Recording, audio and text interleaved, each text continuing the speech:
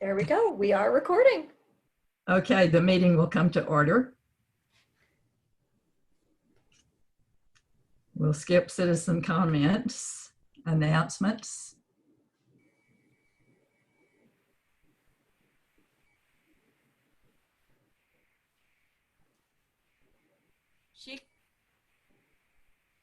I don't think there's any announcements. None for me. Oh, do we have someone who would be willing to take the minutes? Becky Bennett is recovering from surgery. Oh no, I'll take minutes. Thank you. On announcements, I would just let everyone know that our new city manager started today. Today was his first day. His name is Paul Hoffman. He comes from Bel Air, and some of you will appreciate this. Betty Dunkerley called me yesterday and said she remembered him from when she was the finance director at the city of Austin, and she told us we had made a good hire and that he was a great guy. So it's kind of nice that he's already got a friend in the community. Yeah. So you know, I told him that we wouldn't expect him to solve all problems till probably Friday afternoon, but Nice of you. Good to know. Okay, staff report. Sure. Well, okay, so that is not in my formal report, but I did want to share with you all that we did have a meeting with Paul this morning, all of the department heads, and you know, I feel like we're off to a good start and a good, fresh, clean slate. You know, he has great experience. He said a lot of great things that resonated with us about communication and teamwork, and we'll be having regular meetings with him. So I'm excited to get to work with him and get to know him better.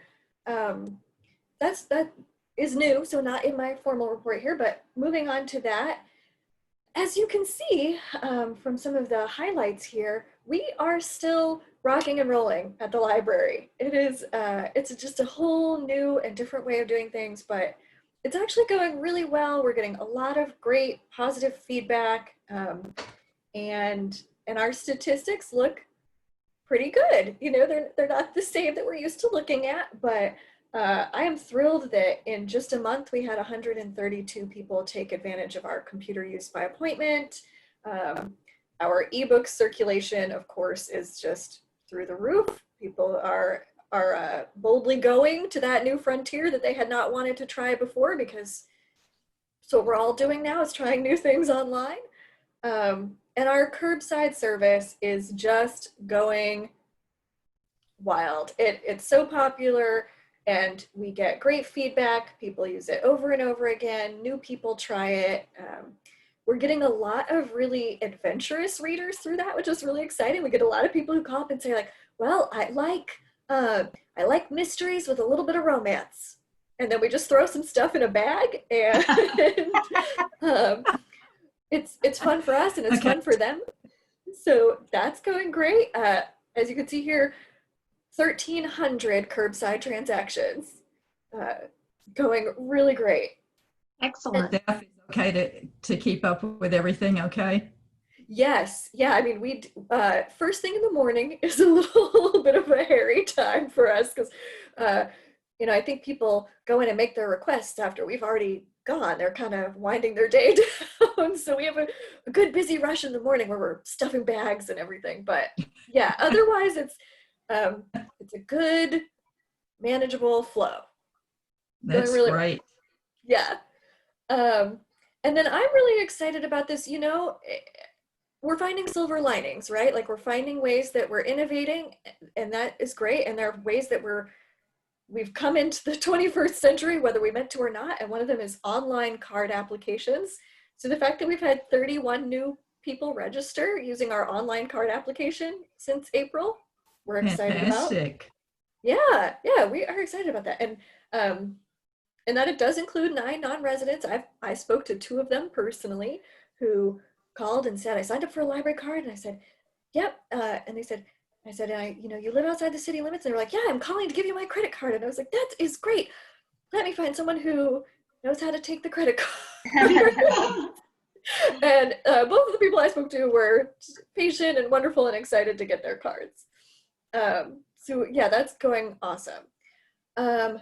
My next really exciting update. Now, if you asked me in another year and I said to you, well, right now our summer reading signups are 33% of what they were last year, my heart would be stopping. I might be sweating a little bit, but I don't have a statistically significant comparison number, but from the few libraries I've heard from, um, they were having between 10 and 20% of their usual participation. So, so I'm very happy that we had 33% of our usual participation. And what I'm super excited to report is that 41% of the people who registered completed the program. They did either their 500 or their 1,000 minutes. And that is more people than have completed the program in the past. So people are reading. That's the goal of summer reading. And we're excited. That's great. Yeah. And Okay. people did the programs. We did one we were really proud of called Community Adventure, which was to give people sort of it wasn't quite a scavenger hunt, but it was a list of tasks that would help you get out of the house and away from the screen. Go take your picture with the tortoise outside of the museum. Yeah. Or make your favorite treat in the kitchen for your family, or things like that. And we had, I think, what did I say? Yep, I was going to say about 100 people. Check my number here. 96 people did that. So That's fantastic. yeah, again, I can't stress enough. I like, this has been a hard time. I'm not going to pretend it hasn't been challenging, but I do like that it's really led us to a lot of creativity, and that's been fun. Cool. Becca, the Okay, staff monthly is so report. positive. Sorry, Mary Jo. Like That's when I okay. would watch some videos and things of the summer, they were so positive. It's great. Okay, the monthly report for the Friends. Yes. Oh, actually, I've got a few more things I'm going to breeze through here on my staff report. We Oh, did okay. get our Texas State Library grant for just over $7,000 to do contactless and touchless checkout. Really exciting. Let's see, our part-time VOE students have graduated high school and are going off to college, so their last day is next week, but it's been great working with them. The library is accredited for another year. That's good news always. Yeah.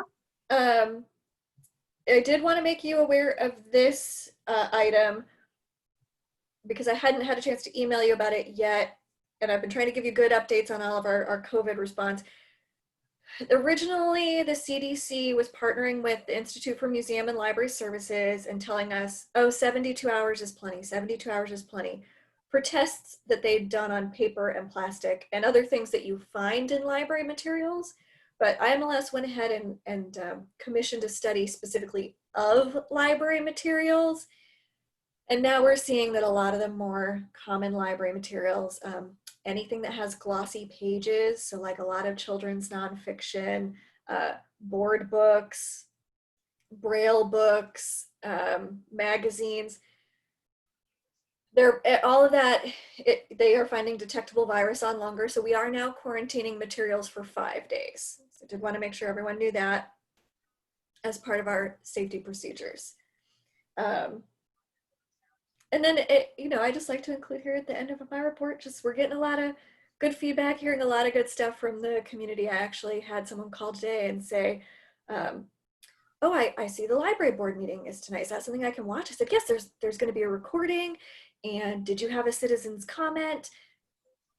I'll do that in the citizen's comment. She said, no, but I like our library so much. And I just thought, oh, well, I have a lot of time right now. I'll watch the library board meeting. Oh, well, that's nice. So that was great. Okay, I'm ready for friends when you are. Becca, can I ask you a quick question? Oh, sure. Quarantining things for 5 days, I think that's wonderful. We absolutely want to keep everybody safe. And I just want to put out there that if there's any materials that you need, I don't know if there's any cleaning or something that would be helpful to the staff and maybe be able to reduce that time if it's causing problems of, stacks of where are we in the 5 days and that kind of thing. We do have some COVID CARES grant funding available, and that's the sort of thing that would be eligible. So if you are needing some stuff, please don't hesitate to ask. We'll try to fund that if we can. Cool. Great, Thank thank you. I will talk more. I want to give everyone a chance to kind of ask their questions. I shared our phased operations plan, and I think we're doing okay on the quarantine, and I'll make sure everyone's filled in on the areas I do feel like are a little bit stumpers still. You guys are doing such a fantastic job. I just want to make sure that you get all the support and that we're able to maintain it. So, Thank you. obviously you'll pass that request through Mr. Hoffman, but there's definitely funds available for eligible expenses, and that could be one of them. Fabulous. Thank you. That's great. Okay, is there anything in the monthly statistical report that you would like to point out? Yep, but I'm going to do the Friends, sorry, real quick, just to let you know that they're meeting tomorrow. And the one thing I did really want two things about the Friends.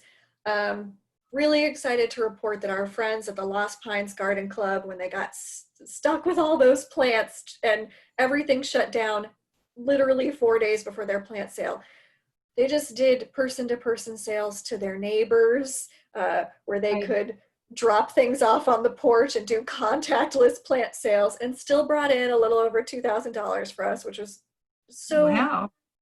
which we're just so grateful for that support from them.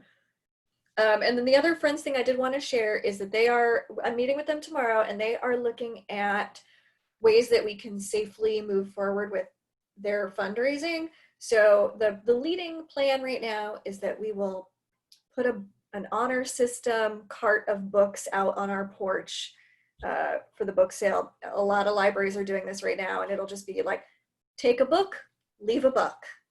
And there will just be a locked box there to leave their cash in, so that they still have some income coming in for the Friends, but also so that we have books going out, because there are donated books just overflowing from the library. Even though we have asked people, oh, thank you so much, please don't give us your donations right now, but everyone is doing spring cleaning with all this extra time in their homes. And I have Yes. a question about that. So, how safe is that in terms of the virus? we are also quarantining those books. Okay, I'm misunderstanding. I thought you were saying that you were going to put books for sale outside. Is that what you were saying? Yes. Right now, we are not as worried about outdoor things. And Okay. yeah. Okay. And all of our stuff, we're putting up materials that are like, wash your hands before and after using library materials. So yes, thank you. Good question. Okay. All right. I think Sally may have been suggesting that maybe it's take a book, leave a buck, and wait 5 days before you read it, because you don't know if somebody else has touched Or that book. what I'm really suggesting is sanitize your hands before you look through the books that are for sale. That's what I'm really suggesting. And then That's just hard for us to control, right? If it's I outside. know. Yeah. Yeah. This is a good discussion item, though. I will definitely bring this up with the Friends tomorrow and see what Okay. how they want to approach that. Okay, and then the statistics. All I really want to point out from this are, of course, that our ebook checkouts are 9% up from last year to date. That's I know I mentioned that a little bit, but that's a good one. Our adult program attendance is actually still going pretty well. So that's, I think kids are sometimes, I think, a little more adaptable than adults. And so I think a lot of the kids, at least I know in my life, are kind of rolling with this a lot better than adults. And I think adults are still really appreciating that connection through some of our virtual programs. So that's going pretty well. And those are really the big highlights from the stats. Otherwise, it's as you would expect. They are lower. Our Facebook likes are up 23%. I was wondering. Yeah. Since Good. that's where much of our activity is happening these days, it's up 23%. So that's what's going on with the statistics. Excellent. Okay. The monthly financial report. Yeah, this first item I had said we'd submitted for our reimbursement for the E-rate, about $5,000. It's funny, we as a culture, we make so many jokes about the slowness of government, whatever, but I will tell you, these E-rate checks come fast. We've already got that money. From when I sent this out to you, that money is here. We have Oh, good. $5,000. Okay. And we will be getting this funding again next year. We got our approval in this time since I last met with you, so we'll be getting another almost 10,000 from the E-rate program next year for our internet. Just had been wanting to keep you up to date now on what our revenue is. We brought in, not counting donations, $13,877.46, and of that, $7,500 in non-resident fees. So, you know, people are showing that they do appreciate the value of the library, and that it's worth it to join, which I agree.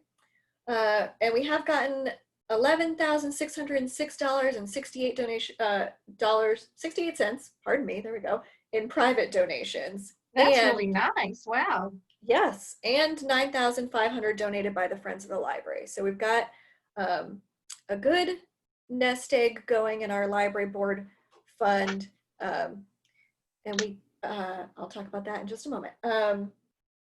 Online bill pay, another new way we've been dragged into the 21st century, willing or no, because of COVID. We've brought in about $803.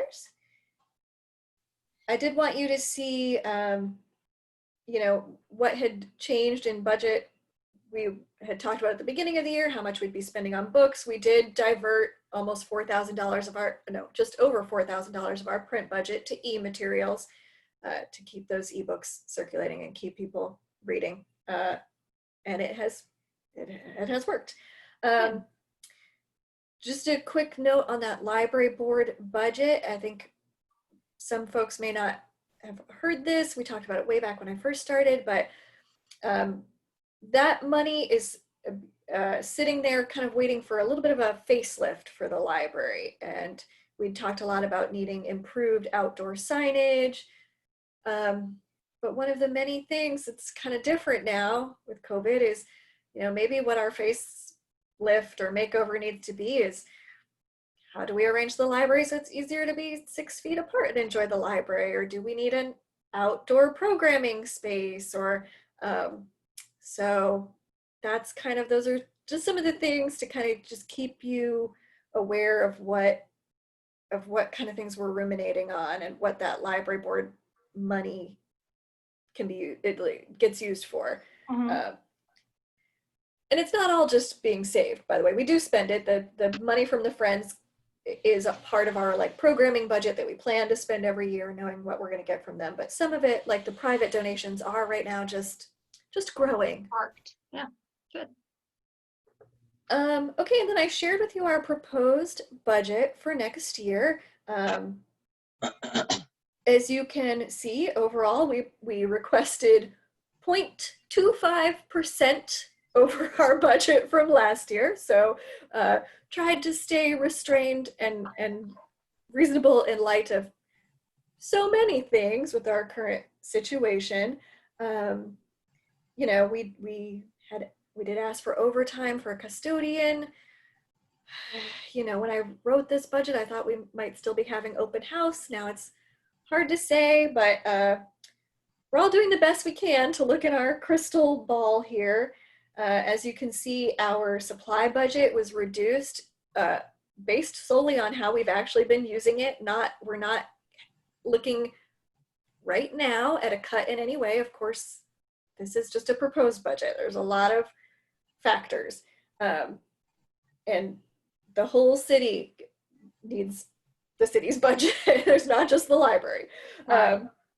But right now, that reduction, we're looking at moving over to ebooks from supplies, because that's really, that better reflects what meets our community need. Otherwise, pretty standard stuff. Did y'all see anything in this proposed budget that you had questions or comments or concerns about? Nope. No Okay, questions. great. Well, I wanted you all to kind of see as transparently as possible what the changes were, why the changes were there, and Uh, what we're I do planning. have one question. Sure. When you let people in, do you have all the sprays and all the hand wipe stations and all that stuff that We have a lot of that in place. So yeah, let me jump ahead here a little bit and I will tell you kind of where the big thing we're waiting for is the installation of the shields, the physical shields between the staff and the public. would it just the city be building that? Yes, so that's we're part of a plan. It's not just, fortunately, we're being taken great care of by the city's emergency management team. We are not left out on our own island. You know, I am, as you know, I was away to be with my family. When I came back, the decals for the floor to, you know, please stand here 6 feet apart. The hand sanitizing stations, they'd all come in, been set up. That was all done through our custodial team and our great folks over at Public Works. So yeah, that is, that's going to be happening at City Hall and other locations. And it's all, there's a master plan. And you didn't have to pay for that. That's what I was getting at. Cause you Oh, great question. No. What was her question? did that have to be included in their budget? Oh, No. All the sanitizing and the sprays and the, If that had been included, the budget would have been up considerably more than 0.25%. So it's an apple to an apple. Yes. that Yep. wasn't what I was asking. I was asking, did it need to be included? Because it's expensive. And you Yes. don't No. have to, so it doesn't come out of your budget. Right. Correct. It's not coming out of our budget. Okay. Okay. That is the financial report. What's Okay, next? would you look over your minutes for the March 9th meeting and see if we need to make any corrections or adjustments, please?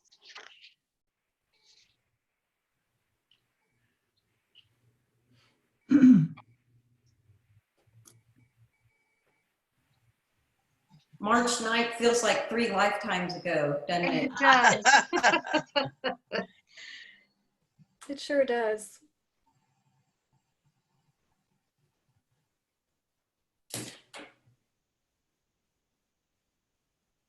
Okay, are there any excuse me, corrections that need to be made to the minutes? The minutes that will then stand approved as written. Report on the library phased operation plan, please. Of course. Okay. Let me grab my notes here on this. So I've been sending the regular email updates. So I hope there were very few surprises in this, but at the same time, it does change pretty frequently. So trying to make sure that I keep you all in the loop every time that happens. And there are a couple of changes. So for example, we write this plan when we think phase 2 is going to last X amount of time. And then we find out it's going to last Y amount of time. So for example, some things staff want to do right now that will allow us to expand services while maintaining observation of phase 2 are, we opened up for computer use by appointment, and now we're looking at adding, on top of the 6 appointments to use our computers, 2 appointments where you could come in to use the Wi-Fi. And part of the reason we're looking at that now is with school coming back in session and thinking about how there may be students who have their own devices, they just need the internet. And it will be on the same kind of schedule and system as the computer use. So, we have 2 tables set up. They are more than 6 feet apart. We have the timing set up so that we have time that we go over and we spray and disinfect the table. Or we will, we're not doing this yet, but what we do with the computers is they have from like 1 to 1:45. The next appointment is at 2. We have it set that way on purpose so that we have time to go over. We wipe down the keyboard, the mouse, the table surface, and then it's good for the next person's appointment. So, excuse me, we're wanting to add those 2 Wi-Fi appointments. And we're also looking at allowing 1 appointment for someone to come in who wants to do genealogy or local history research in the local history room, where they would be allowed to come in and use the single table in the room. We would ask that they not return any materials to the shelves. Anything that they touched would go into quarantine, and then the table and chair would be disinfected before the next person would use it. You know, of course, that does mean that if people did need the same resource and it was in quarantine, but right now, the library staff, we're really trying to not be perfectionists and trying to remember that like some amount of service is better than no amount of service and no access. So I don't think you can spray books and things that were used that they have to sit in quarantine. You can't clean them with something. particularly with the local history materials, I'm more concerned about the damage of the cleaning supplies, what they'll do to the materials. Aren't there a lot of like rare books in there and things in that local? Yeah, yeah. So we'd prefer to just, we'll grab them up with our gloves, set them aside, give them the 5 days, and put them back. And then what we have added to this plan that I'll email out to you when I'm back in the office is now, in addition to our phased operations plan, which is sort of, you know, this high level, we now have a phased operations plan specifically for each one of our programs so that it lines up with our phases. So what story, Bonnie and her team worked on this. They did a great job.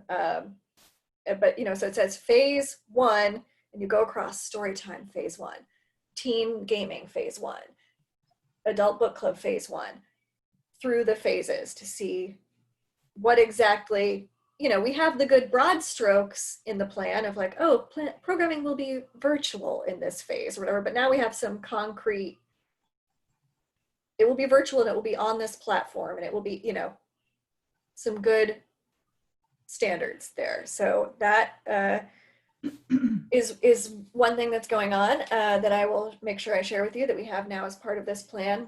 We have those specifics. And then the other thing I just wanted to kind of fill you in on when it comes to our COVID response is that, you know, I feel like our safety procedures are really sound. We're staying on top of the research. We're staying plugged in. We're trying to keep our community safe. I feel like our programming is going great. Curbside is going great. I feel like we're really on top of the appropriate technology response. In addition to the grant we've already received, I'm looking into another grant for circulating laptops and hotspots. Jesse and I have been looking tirelessly at options that would allow people to do curbside printing. You would print from your home computer to our printer at the library, pay for it online, then pull up into your curbside spot and say, hi, I'm here for my printout for Becca Sexton. You know, so we've really got our head around the technological response to this.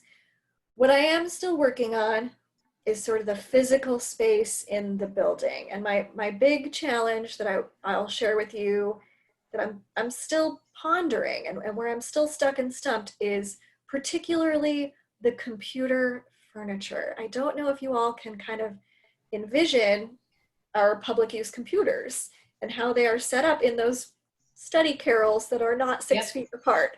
Right. So right now we can go up to as many as 9 of our previously more than 30 computers and still have people distanced. And now what Jesse and I have learned is that we can get network cards that you put into the desktop computer. So we are no longer tied to the physical locations in the library, which we were tied to because of the data ports. Uh-huh. but we are, I am just kind of bumping my head against the wall on what our good furniture solutions are to get those 30 computers back out onto the floor. And you know, and I'll send you guys some links so you can see some of the different things I've seen. There's one I think about a lot. It looks like diner booths. There's a partition, and then there's a single seat and a single shelf, and you put the computer in there, and then there's the partition, and there's the next single seat. So everyone has their own like private diner booth kind of. That's one thing. I've seen some where it's like a round table that has it's cut into fourths with partitions. So that's kind of where I'm banging my head. This is we're doing a lot of great adapting and innovating, but I will say I came into libraries right when libraries were transitioning to, we want to be a collaborative space. We want to have these big tables that you put 4 people at. We want, which is what we want, Yeah. you know.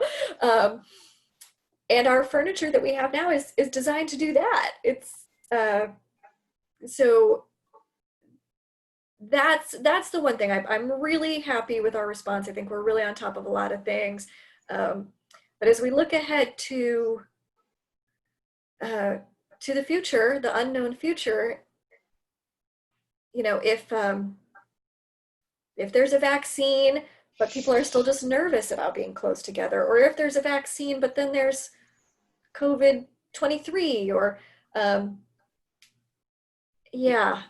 So I'm still just on this sort of fence about like, oh gosh, is it worth it to change all of our lovely furniture if this is temporary, or will people kind of always want to be more than 6 feet apart while they work on the computers? So that's, I just wanted to give you guys kind of a glimpse a little bit behind the thought processes and the things that are going on as we think about opening a safe. So I have a question. So you're in phase 2 now. Yes. Okay. And we were thinking earlier in the summer that we might go beyond that, and then we pulled back. Is that what happened? Yeah. Yes, ma'am. And so now we have no clue when phase 3 would happen. No, we just have no idea at all, right? Well, okay, so let me not leave Becca hanging out, because the council's voting on when to go to the next phases. Okay. And we had started at one point, we were like, okay, it's going to be August 16th or July 16th. And then we had significant increases in cases. And so the feedback that we got was, if we pick a date, then people immediately start planning things the day after. And then Right. if we're not able to do it, then they're mad because we're having to cancel. So it's kind of chicken and the egg. So the recommendation from council and what they voted on was to say that phase 3 was literally to be determined, and we would discuss it at every council meeting. And if something changed substantially, then we'd call a special council meeting. But for all practical purposes, your answer is correct. At this point, we have no proposed date for going to phase 3. Okay. But we also have the ability to modify what we've approved if we need a change. And that's why, if Becca's doing additional research, if there's something that's in phase 2 that she wants changed, that's something that we can easily vote on. And there's certain changes that she can do with the city manager and me as the emergency management director. And then we can vote on it at the next council meeting to kind of ratify it. So we wanted to give ourselves some flexibility to respond accordingly, if that makes sense. Although it's frustrating for folks because, you know, there isn't a person around that wouldn't like someone to say, this is all going to be over on next day. Exactly. Right. Yeah. Okay, cool. Thank you. And I will chime in, and I'm not just saying this because the mayor is here.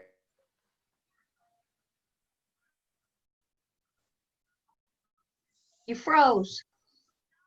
Okay. individual requests from board members for the next agenda? I have a question. I always have Okay. questions. You know, we got a letter from the mayor telling us that, you know, what the boards are, the city boards are, and that if we have anybody to nominate, you know, here's the form, la, la, la. I did read it. And I didn't know if there were There going to was be no la la la in there, Sally. There was no la la la. Never, never. I didn't know if we were going to have vacancies on our board coming up. And it's hard for me to know as well because it depends on if the people whose terms expire are reapply or not. Okay, got it. And part of me sending the letter out to everyone, and honestly, you know, it's like if you want something done, ask a busy person. I thought you guys are the best people to know that you might have friends that are interested in other boards and might want to participate in things. So it's not only for just the library board, but if there's folks interested in being on other boards, if they Right. get their applications turned in. So Connie, would we know that? I can't remember. I think it said mid-August. Like for people, August 14th, I think it was. August 14th for people Yeah. to say, I want to continue to be on the library board. So do we know You on can turn in any application. Just But the I'm- people whose terms are up. that's my question. Who are the people whose terms are up on the library board and do they want to reapply?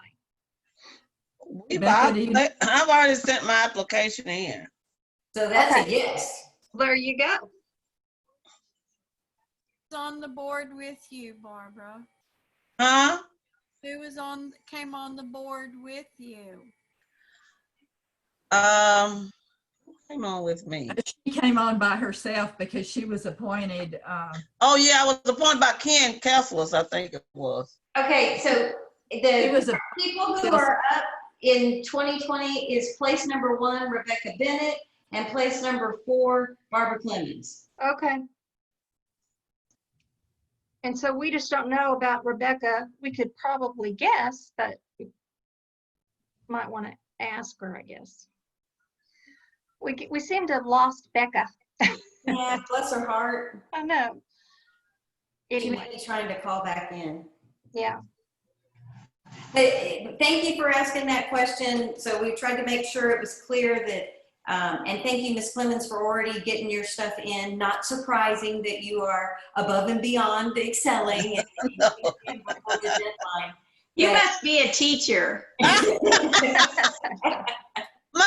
Must have been. okay. Thank you all.